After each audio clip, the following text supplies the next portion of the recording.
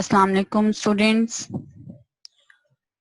آج ہم پاک سٹڈیز کا سیکنڈ چیپٹر سٹارٹ کرنے جا رہے ہیں جو کہ ہے اسلامی جمہوریہ پاکستان کی ابتدائی مشکلات کے بارے میں۔ پاکستان 14 اگست 1947 کو دنیا کے نقشے پر ابھرا اور قیام پاکستان اس بات کی دلیل تھی کہ قائد اعظم کی سیاسی بصیرت اور رہنمائی میں مسلمانوں نے بے حد قربانیاں دی۔ بے شمار دشمنوں کی موجودگی میں بھی مسلمان الگ ملک حاصل کرنے میں کامیاب ہو گئے تھے۔ قیام پاکستان کے ساتھ ہی نئی مملکت کو بے پناہ مشکلات کا سامنا تھا۔ ان میں سے کئی مسائل ایسے تھے جو نئی مملکتوں کو پیش آتے ہیں، لیکن بہت سے ایسے مسائل تھے جو بھارت کے پیدا کرتا تھے، کیونکہ بھارت اور ہندو لیڈرز یہ چاہتے ہی نہیں تھے کہ پاکستان بنے اور قائم رہے۔ اس لیے انڈیا اور بھارت کے رہنماؤں نے ہمیشہ تخلیق پاکستان کی مخالفت کی اور ہمیشہ ایسے حالات پیدا کیے کہ پاکستان کی تخلیق کو روکا جا سکے، اور بے شمار مسائل جو ہیں وہ کھڑے کرنے کی کوشش کی، اور ایسے مشکلات کے پہاڑ کھڑے کر دیے کہ پاکستان کو ابتدا میں ہی سنبھلنے کا موقع نہ ملے۔ پاکستان کی تخلیق، پاکستان کا قیام ایک جذباتی فیصلہ نہیں تھا، بلکہ یہ ایک نظریاتی مملکت تھی۔ ایک نظریے کے مطابق جو ہے پاکستان حاصل کیا گیا تھا، اور اس کے پس منظر میں مسلمانوں کی ایک طویل جدوجہد تھی جس میں مسلمانوں نے آگ اور خون کے سمندر سے مسلمان گزرے تھے۔ مسلمانوں نے اپنی جان، مال، عزت، ناموس کی قربانیاں دی تھی، اور تب جا کے پاکستان حاصل کیا تھا۔ پاکستان کا قیام کسی معجزے سے کم نہیں تھا، یہ ایک معجزہ ہی تھا، کیونکہ ہندو اور انگریز دونوں ہی پاکستان کے قیام کے خلاف تھے۔ انگریزوں کی حکومت تھی، ہندو جو ہیں وہ انگریزوں کے دستے راست کے طور پہ کام کر رہے تھے، مسلمان تعلیمی لحاظ سے، معاشی لحاظ سے، معاشرتی لحاظ سے ان دونوں قوموں سے بہت زیادہ پیچھے تھے، لیکن قائد اعظم کی اعلیٰ قیادت کی وجہ سے مسلمان برطانوی سازشوں، ریشہ دوانیوں، سکھوں، ہندوؤں کی دشمنی، قوم پرست جو لوگ تھے ان تمام کی مخالفت کے باوجود مسلمان ایک الگ ملک حاصل کرنے میں کامیاب ہو گئے تھے۔ اور یہ پاکستانیوں کا عزم جذبہ ہی تھا کہ تمام مسائل جو ہیں دم توڑ کے رہ گئے تھے، اور پاکستان جو ہے اس کا قیام بھی عمل میں لایا گیا اور وہ بعد میں بھی قائم رہا۔ پاکستان کے ابتدائی مسائل کی بات کریں، سب سے پہلا جو مسئلہ تھا وہ ریڈ کلف ایوارڈ سے سٹارٹ ہوا تھا۔ ریڈ کلف ایوارڈ کیا تھا؟ 3 جون کا جو منصوبہ تھا جس میں پاکستان اور بھارت کے بننے کے بارے میں کہا گیا تھا، ہندوستان کو 2 ملکوں میں تقسیم کرنے کی بات کی گئی تھی، تو 3 جون کے منصوبے میں ہی کہہ دیا گیا تھا کہ پنجاب اور بنگال کو 2 حصوں میں تقسیم کیا جائے گا۔ ایک پنجاب، ان دونوں صوبوں کا ایک ایک حصہ جو ہے پاکستان کے پاس ہوگا، اور ایک حصہ جو ہے وہ انڈیا کو دے دیا جائے گا، اور ان کی تقسیم کے لیے 2 کمیشن جو ہیں وہ بنائے جائیں گے۔ ریڈ کلف ایوارڈ جو ہے وہ سر سائرل ریڈ کلف کی صدارت میں بنایا گیا تھا۔ سر سائرل ریڈ کلف جو ہے ایک انگریز وکیل تھا، اور حکومت برطانیہ نے اسے حدود بندی کے لیے ہندوستان میں بھیجا تھا۔ اس کی چیئرمین شپ میں 2 کمیشن جو ہیں وہ مقرر کیے گئے تھے، ایک پنجاب کی حدود بندی کے لیے اور ایک بنگال کی حدود بندی کے لیے۔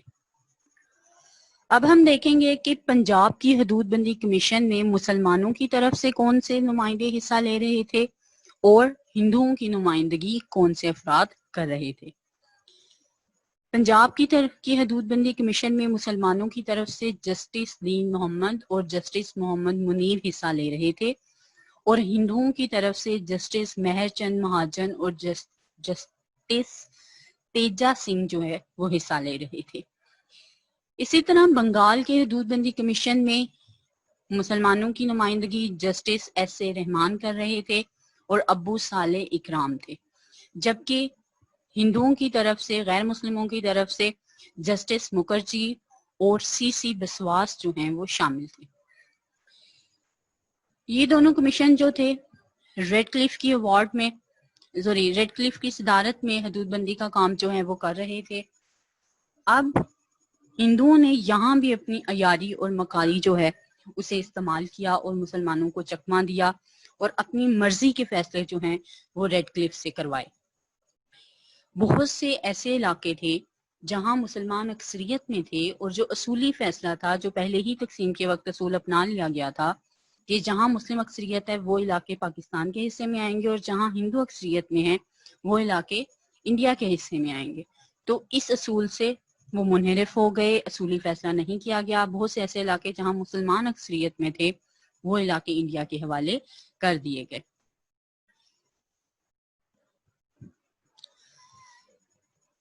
اگر دیکھا جائے تو ریڈ کلف ایوارڈ کی میں جو مسلمانوں کے ساتھ بے انصافی کی گئی تھی اس میں اس وقت کا جو وائس رائے تھا لارڈ ماؤنٹ بیٹن، اس کا بھی بہت بڑا ہاتھ تھا۔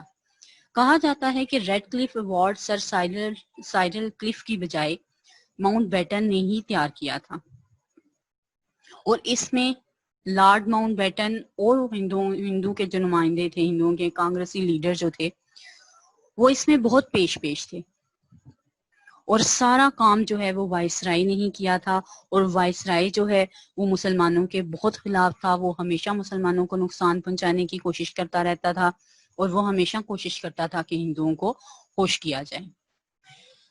ریڈ کلف ایوارڈ کے ذریعے جو ایک بہت بڑی ناانصافی مسلمانوں کے ساتھ کی گئی تھی وہ تھی گرداسپور کے 3 تحصیلوں کے حوالے سے۔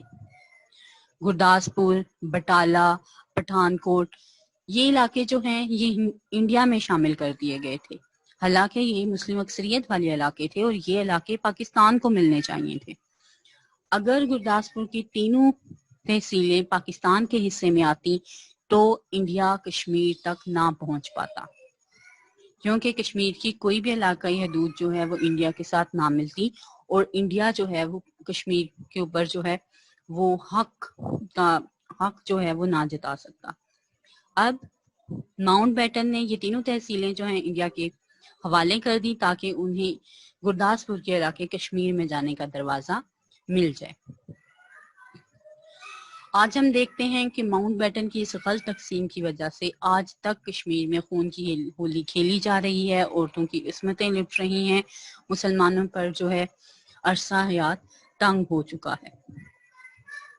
اسی طرح فیروز پور کا ضلع جو تھا اس کو بھی ہندوستان کے حصے میں ڈال دیا گیا، تحصیل زیرہ تھی اس کو بھی ہندوستان میں شامل کر دیا گیا تھا۔ جلندر کی تحصیل جو تھی نکودر وہ بھی پاکستان کے حصے میں آتی تھی لیکن انہیں ہندوستان میں شامل کر دیا گیا تھا۔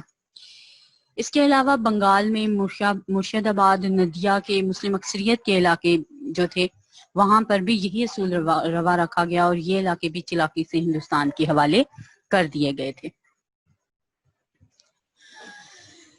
صرف زمینی لحاظ سے نہیں بلکہ دریا بھی جو تھے ان کی تقسیم میں بھی بہت بے انصافی سے کام لیا گیا تھا۔ دریائے راوی جو ہے پاکستانی علاقے میں رہتا تھا، اس لیے تقسیم کیا گیا تھا کہ اس پر پاکستان کے کنٹرول ہونا چاہیے اور اس کو تسلیم بھی کیا گیا تھا۔ اب چلاکی یہ کی گئی کہ اس کے اوپر واقع ہیڈ ورک تھا وہ مسلم اکثریت کے علاقے میں تھا لیکن وہ ہندوستان کی تحویل میں دے دیا گیا، جس کی وجہ سے ابھی تک پاکستان کا تنازع پانی کا جو ہے وہ ابھی تک بن جاتا ہے۔ اسی طرح دریائے ستلج کے بلائی حصے پہ بھی ایک ہیڈ ورکس تھا، وہ بھی ہندوستان کے حوالے کر دیا گیا، جب دونوں ہیڈ ورکس جو ہیں ہندوستان کو مل گئے، اس کا مطلب جو مغربی پنجاب تھا پاکستان کا وہ خشک ہو گیا. پانی کا جو کنٹرول تھا وہ سیدھی طرح جو ہے انڈیا کے حوالے کر دیا گیا اور پانی سے پاکستان کو محروم کر دیا گیا. اب اگر ہم ون بائی ون دیکھیں کہ ریڈ کلف ایوارڈ کی بدولت پاکستان کے ساتھ کون سی ناانصافیاں کی گئی، تو سب سے پہلے کلکتہ کا جو علاقہ تھا وہاں زیادہ تر اچھوت ہندو تھے، اور وہاں پہ یہ طریقہ اپنایا جانا تھا کہ وہاں پہ رائے شماری کروائی جانی تھی اور دیکھنا تھا کہ وہ پاکستان کے ساتھ شامل ہونا چاہتے ہیں یا پھر ہندوؤں کے ساتھ. وہاں زیادہ تر اچھوت ہندو تھے اور وہ چاہتے تھے، ان کی ہمدردیاں جو ہیں مسلمانوں کے ساتھ تھی اور وہ پاکستان میں شامل ہونا چاہتے تھے.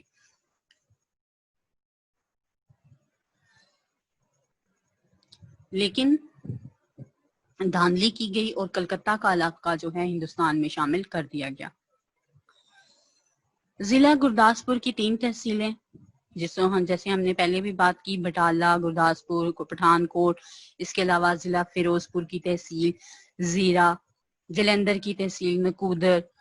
اس کے باوجود کہ ان تمام علاقوں میں مسلم اکثریت تھی، یہ تمام علاقے جو ہیں پہلے ریڈ کلف میں جو ہے یہ ظاہر بھی کیا گیا تھا کہ یہاں مسلمان اکثریت میں ہیں، یہ علاقے پاکستان میں شامل کیے جائیں گے.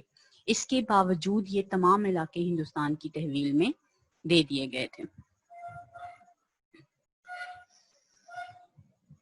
بنگال کا مرشد آباد کا علاقہ، ندیا کا علاقہ جو کہ مسلم اکثریت والے علاقے تھے، ان کو پاکستانی علاقے ظاہر کیا گیا، لیکن بعد میں انہیں ہندوستان کے ساتھ شامل کر دیا گیا. اگر یہ کہا جائے کہ یہ ایوارڈ جو تھا یا کمیشن تھا، یہ دراصل ایوارڈ نہیں تھا بلکہ مسلمانوں کے ساتھ ایک دھوکہ تھا. مسلمانوں نے سمجھا تھا کہ یہاں ایمانداری کے ساتھ کام کیا جائے گا، لیکن یہاں بھی ہندو جو ہیں انہوں نے مسلمانوں کو دھوکہ دیا، چال چلی، ہمیشہ مسلمانوں کے لیے مسائل پیدا کیے. نہرو نے تو قیام پاکستان کے وقت یہ کہہ دیا تھا کہ اول تو پاکستان بن نہیں سکتا، اگر بن بھی گیا تو جلد ہی اپنی حیثیت کو ختم کر دے گا اور ہندوستان میں شامل ہو جائے گا. اسی اصول پر عمل کر کے اس نے پاکستان کے لیے اس قدر مسائل پیدا کر دیے تھے جو آج تک جو ہیں وہ حل نہیں ہو پا رہے. ریڈ کلف ایوارڈ پہ قائد اعظم نے تبصرہ کرتے ہوئے کہا تھا، یہ ایوارڈ غیر منصفانہ ہے، ناقابل فہم ہے اور غیر معقول ہے، لیکن چونکہ ہم اس پر عمل کرنے کا عہد کر چکے ہیں اس لیے یہ ہم پر لازم ہے، کیونکہ اب ہمیں اس کو ماننا پڑے گا. اسٹوڈینٹس، یہاں تک یہ ہمارا آج کا ٹاپک ختم ہوتا ہے. ریڈ کلف ایوارڈ جو ہے لانگ کوشچن کے لیے بہت زیادہ اہم ہے، اسے آپ نے اچھی طرح یاد کرنا ہے، لرن کرنا ہے، لکھ کے دیکھنا ہے تاکہ آپ کو اچھی طرح یاد ہو جائے. اس کے علاوہ اس میں جو تحصیلوں کے نام ہیں وہ شارٹ کوشچنس کے لیے بہت زیادہ اہم ہیں، ایم سی کیوز کے لیے بھی بہت زیادہ اہم ہیں. انشاءاللہ اگلے لیکچر میں ملاقات ہوگی. اللہ حافظ.